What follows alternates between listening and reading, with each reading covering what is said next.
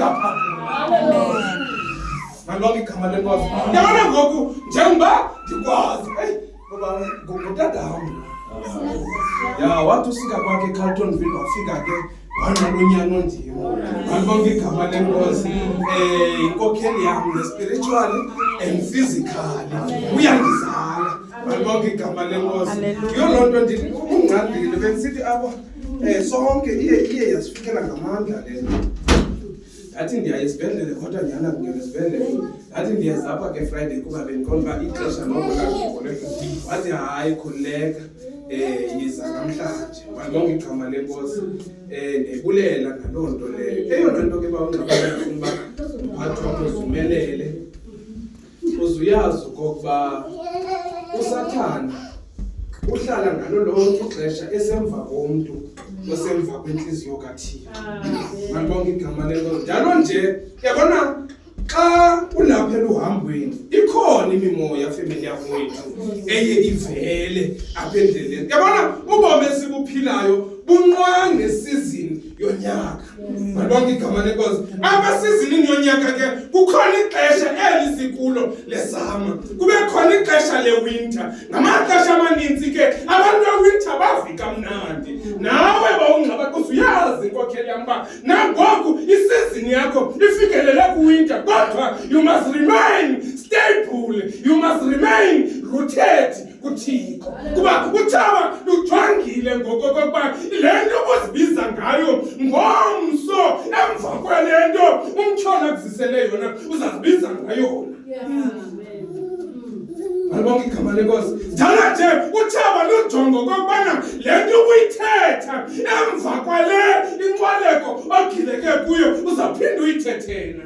Yabona uthi uPastor uPaulos xa behamba bebheka kwilizwe laseMelika kuthi qhi umoya omkhulu ithi imbali kaThixo wathi usakuphudla lo moya. Athi uPastor uPaulos abazalwane bengcangcazela wathi qaphelani bazalwane umoya lo ekuthubizwa kwawo yiRotterdam awuzange uzotshabalalisa imizimba nemiphefumlo kodwa kwakonakala umkhombe. Ngamanye amaxesha ke kuyafuneka okokumkhombe wonakale. Ngamanye amaxesha kuyafuneka umkhombe lona uncikiveke ujuthiseke. Uthi ngapha kwakokujuthiseka nokubandezeleka siphakamisa uzuko lukaThixo sithi uThixo usikhuphe apha masibeka apha. Ngalonke igama lenkosi. Namhlanje ke sizawuthi nguYobhi wethu bawunombeko. Sizawuthi nguYobhi wethu emva kokuphoseka kwakho esidini esithile amandla kaThixo ayabonakaliswa kuwo.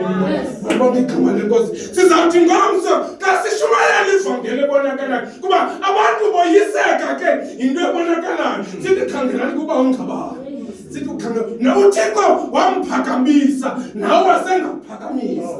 Ngalonke igama lenkosi. Sathi ngokhele silapha siso celebrate njalo njena sizombonisa umtsholo ba aqalileyo ukhona uThixo oyokufeza. Ngalonke igama lenkosi. Njalo nje nokuthaba okwangoku nje lingatshotshenka siyayazi ukuba akuzuqala kugqibele lona kuzawugqibela uThixo. Ngalonke igama lenkosi. Eyona nto ekufunekayo ke ngoku isapoti. Eyona nto ekufunekayo ngoku kukufuna ngamandla inhliziyo kaThixo. Utshilo inkokheli xa ngenapha ngathi yona nto ufuneka uzuyenze bawami uzubheke kuThixo ungayi kuzo zonke ezinye izinto kuba namagqirha lana aconsulta kuThixo before everything. Negqirha uba liyathakatha liqale emthandazweni lithi Thixo uzundincede whatever performance endiyoyenza ebusuku nje uzuhambe ngayo. Therefore akudingeki ukuba ke ngoku siya kwizikhungo zobumnyama masiye ngokwethu kuThixo. Ngalonke igama lenkosi. Ungathiki inkokheli imali uzongiyakwazi uligorha lakaThixo.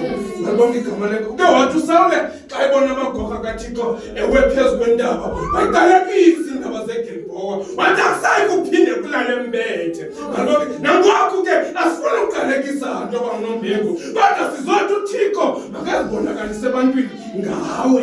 Ngalonke igama lenkosi. Esi sifo ke siyenelanga kufeni bawungxabane ngoba amandla kaThixo ayabonakaliswa ngawe.